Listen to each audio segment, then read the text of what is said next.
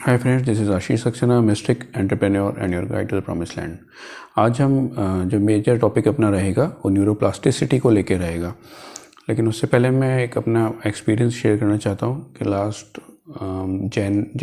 इसी जनवरी से मैंने एक एक्सपेरिमेंट किया और एक प्रोसेस को फॉलो किया। इसे विम ऑफ मेथड कहते हैं और ये विम ऑफ उनको आइसमैन कहा जाता है।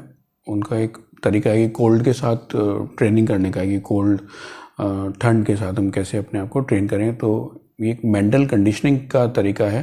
फिज़िकल कंडीशनिंग के साथ साथ मेंटल कंडीशनिंग भी इसमें हो रही है। तो ये दोनों चीज़ें एक साथ मतलब एक ट्रेनिंग है एक तरीके की, जैसे कि आप मेंटली स्ट्रांग बनते हैं। विल पावर से आगे की बात है ये। इसको अपन कहेंगे कि उन्होंने जो एक्सपेरिमेंट किया और उनका जो वो रहा तरीका, उसमें उसके हिसाब से वो इतने फिज़िकली इतने स्ट्रांग हो गए, कोई उनकी इम्यूनिटी इतनी स्ट्रांग हो गई, कोई भी अगर उनको डायरेक्ट इंजेक्ट भी कर रहे हैं इकोलाई जैसे उनको इंजेक्ट किया गया डायरेक्ट, तो भी उनकी बॉडी पे कोई इफ़ेक्ट नहीं आया। उनकी बॉडी उससे फाइट करने के लिए बिल्कुल रेडी है। ये एक विम ऑफ का मेथड है और इसमें ठंडे पानी से नहाना और अपनी बॉडी को ठंड के सामने एक्सपोज करना, एक तरह की स्ट्रेस हम दे रहे हैं, एक इंड्यूस स्ट्रेस हम दे रहे हैं अपनी बॉडी को। और इससे फिज़िकल के साथ साथ एक मेंटल स्ट्रेंथ हमें हासिल होती है। और यही हमारी जितनी भी तपस्या और साधना जो यौगिक हमारी जो ट्रेडिशन है उसमें ये सब चीज़ें थी। अब इसको अगर आप वापस से मॉडर्न तरीके से घूम के आती हैं, तो इनको अगर हम दोनों तरीके से लेंगे और प्रैक्टिस करेंगे रियल लाइफ में, तो हमें बहुत स्ट्रेंथ मिलेगी एकदम से। तो इसको यूट्यूब पे एक बार सर्च करके देखिएगा विम ऑफ मेथड को, तो आपको पूरा डिटेल समझ में आएगा। फिर उसको अपने हिसाब से इम्प्रोवाइज़ कर लीजिएगा कि हम हमारे जो क्लाइमेटिक कंडीशन है उसके अंदर उसको कैसे कर सकते हैं। और काफ़ी मोटिवेशनल भी है, उसको आप देखेंगे तो आपको बहुत इंस्पिरेशनल और मोटिवेशनल भी है वो। खैर, हम अब बात करेंगे न्यूरोप्लास्टिसिटी के बारे में कि न्यूरोप्लास्टिसिटी जो है क्या चीज़ है। न्यूरोप्लास्टिसिटी बेसिकली बॉडी का एक तरह से आप कह सकते हैं कि ये मैकेनिज्म है या ब्रेन का एक क्वालिटी है कि हम कैसे अपने ब्रेन को एक्सटेंड कर सकते हैं या एडेप्ट कर सकते हैं एनवायरनमेंट के हिसाब से। जो एडेप्टेशन की जो क्वालिटी है वो न्यूरोप्लास्टिसिटी का बेसिक चीज़ है कि हमारा जो ब्रेन है वो प्लास्टिक है नेचर में, मतलब कि वो ऐसे एक्सपेंडेबल है, ना कि सॉलिड है। ये इसका बेसिक पॉइंट है कि जो भी न्यूरॉन्स वगैरह हैं वो अपने आप को अडेप्ट कर सकते हैं और नए न्यूरल नेटवर्क्स बन सकते हैं। तो जो ब्रेन है वो कई तरीके से अपने आप को एनवायरनमेंट के हिसाब से ढाल सकता है और चेंज कर सकता है। इसी में एक कंसेप्ट आता है मिरर न्यूरॉन्स का। एक कंसेप्ट आता है कि मिरर न्यूरॉन्स होते हैं आदमी के ब्रेन के अंदर, कि जब हम किसी व्यक्ति से मिलते हैं तो हम कई बार देखते हैं कि जब उस व्यक्ति से मिलने के बाद में या कई दिन हम किसी नए शहर में जाते हैं, उनकी जो बोलचाल भाषा है वो डिफरेंट होती है और हम देखते हैं कि थोड़ी देर में वो हम पकड़ लेते हैं, हम भी उसी तरह से बोलना शुरू कर देते हैं। तो ये मिरर न्यूरॉन्स हैं जो कि सामने वाले के चीज़ को अपना लेते हैं और हम भी उसको अडेप्ट हो जाते हैं, उसी तरह से हम ढल जाते हैं। थोड़े दिन के लिए होता है, फिर हम वापस अपने एनवायरनमेंट में आ जाएंगे तो वापस पहले जैसे हो जाएंगे जैसे हम पहले थे।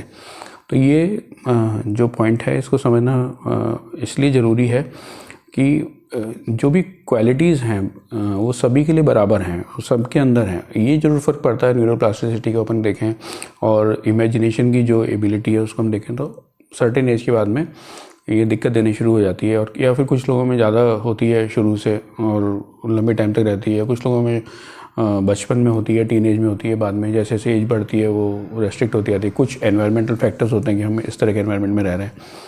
तो कुछ चीज़ें ऐसी हैं जिनसे हम न्यूरोप्लास्टिसिटी को बढ़ा सकते हैं।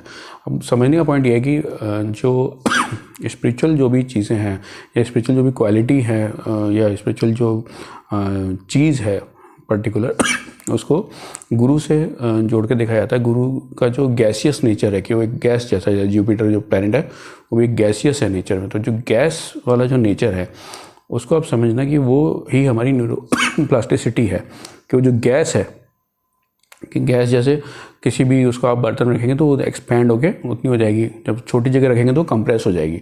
ये बेसिक आप कह सकते हैं एनालॉजी है समझने के लिए कि न्यूरोप्लास्टिसिटी क्या चीज़ होती है।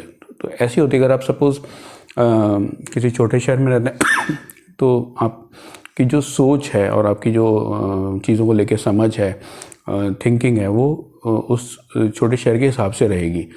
जैसे कि जब आप किसी छोटे शहर में रहते हैं और कोई कई सालों तो आप किसी मेट्रो में शिफ्ट हो जाते हैं, और जब मेट्रो से वापस जाते हैं, जैसे मैं अपने बारे में समझता हूँ कि अगर मैं अब नोएडा दिल्ली से अगर वापस अजमेर जाता हूँ तो मैं देखता हूँ कि जिन रोड्स को मैं बहुत बड़ा समझता था वो रोड बहुत छोटी छोटी लगती है मेरे को अब देखने में। लेकिन जब मैं अजमेर में रहता था तब मुझे वो रोड्स बहुत चौड़ी और बड़ी और वाइड लगती थी कि नई रोड्स बन गई हैं हमारे यहाँ, डिवाइडर बन गए हैं, ये सब हमारे सामने हुआ है सारी चीज़ें। तो वो सब बहुत बड़ा लगता था। लेकिन अब जब यहाँ रहने के बाद हम वापस जाते हैं तो वो सब छोटा छोटा लगता है कि यार ये तो बहुत छोटा था, ऐसे उसको कैसे बड़ा लगता था। तो इस बात के ज़्यादा साल नहीं गुजरे हैं कि आप देखें कि बहुत 20-25 साल गुजर गए हों, ऐसा नहीं है। जस्ट 8 to 10 ईयर्स का डिफरेंस है, फेज़ है। तो ये समझना जरूरी है कि फ़र्क हो क्या रहा है, एक्चुअली क्या हो रहा है। मतलब मैं वही हूँ, मेरी सोच वही है, और ये सब बातें मैं आपको एडल्ट होके बता रहा हूँ। ऐसा तो नहीं कि मैं बचपन की बातें और मैं बड़ा होके वापस लौटा हूँ, ऐसा कुछ नहीं है। तो हो क्या रहा है, हो ये रहा है कि जो हमारे न्यूरॉन्स हैं, हमारे जो न्यूरोप्लास्टिसिटी जिसको मैं बोलूँगा, वो अब एक्सपेंड हो गई है मेरी बड़े शहर के हिसाब से, यहाँ पे गाड़ी चला के, यहाँ के ट्रैफिक के हिसाब से, रोड्स के हिसाब से। तो अब मेरे को वो छोटा लग रहा है। जैसे आप कोई मुश्किल टास्क करेंगे और फिर आप वापस स्टेप 1 पे जाएंगे तो आपको ईजी लगता है। जैसे कि आप बच्चों की आप आजकल के देखेंगे 5th क्लास की 10th क्लास की बुक्स उठा के देखेंगे तो वो ईजी लगेंगी, लेकिन अपने टाइम में वो टफ लगती थी। तो ये हो क्या रहा है, हो ये रहा है कि हमारी न्यूरोप्लास्टिसिटी बढ़ गई है और हम एक्सपैंड करके हमारा ब्रेन, अब हमें वो चीज़ें आसान लग रही हैं। उससे हमारे न्यूरोप्लास्टिसिटी है, हमारा ब्रेन छोटा था, तो ये फ़र्क पड़ रहा है।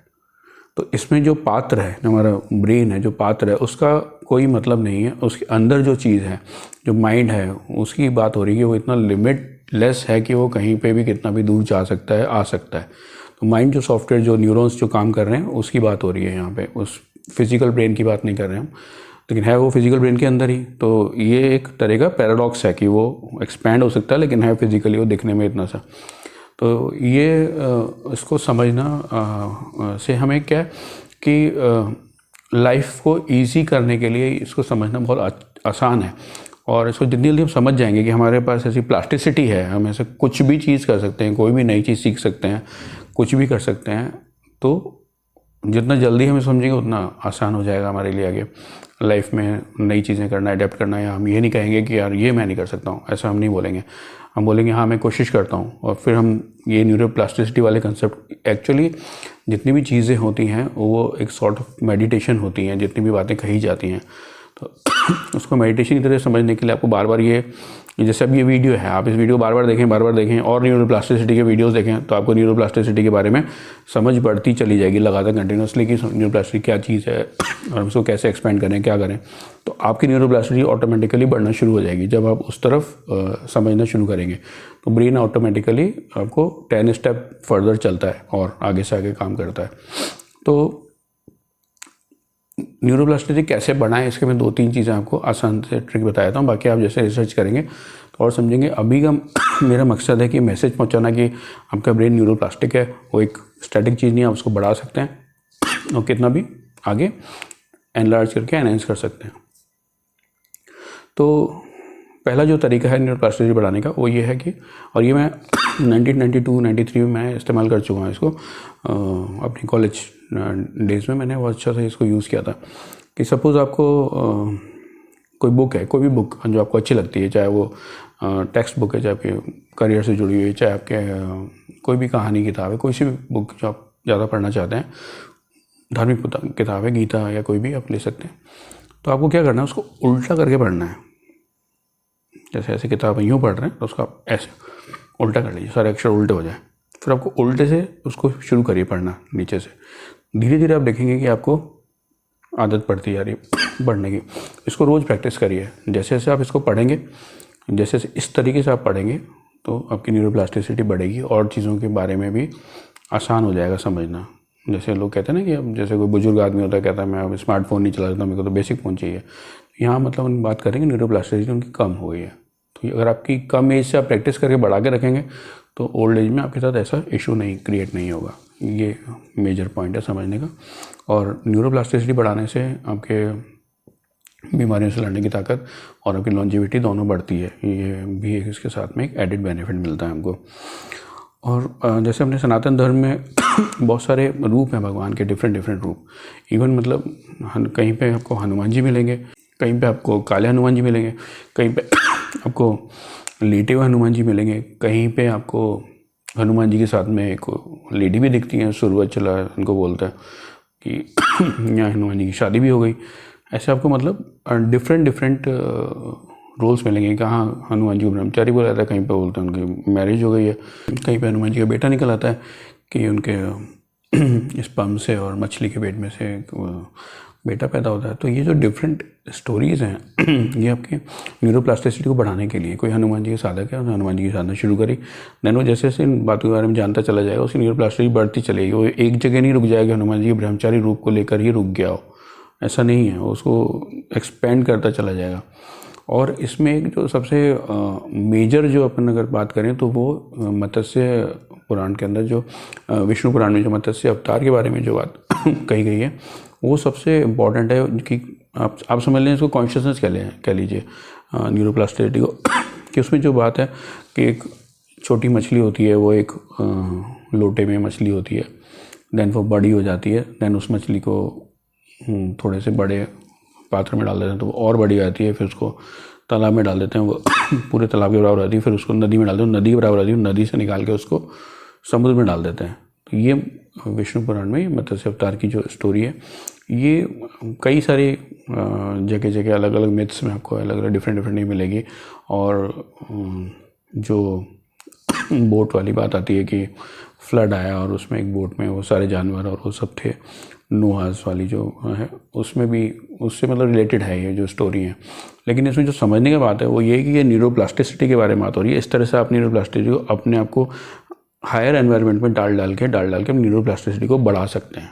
जैसे छोटे शहर से बड़े शहर में है, बड़े शहर और बड़े शहर में है, और बड़े शहर से और बड़े शहर में जाए तो आप अपनी न्यूरोप्लास्टिसिटी को बढ़ाते चले जा रहे हैं लगातार।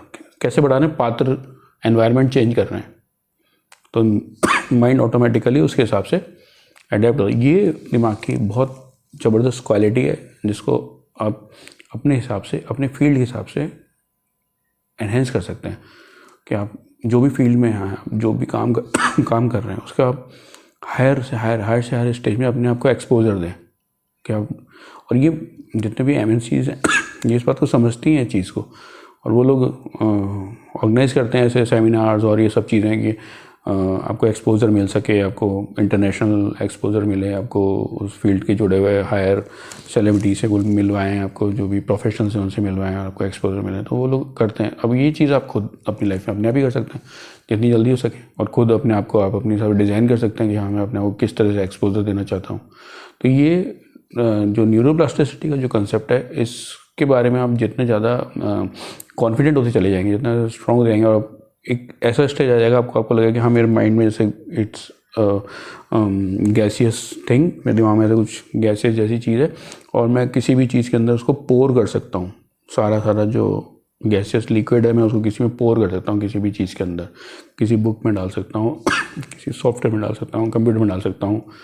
अगर मेरे को बोला जाए कि आपको ट्रक चलाना सीखना है तो मैं उसके अंदर ट्रक व्हीकल में डाल सकता हूँ, तो मेरे को ट्रक पूरा आ जाएगा, पकड़ आ जाएगी।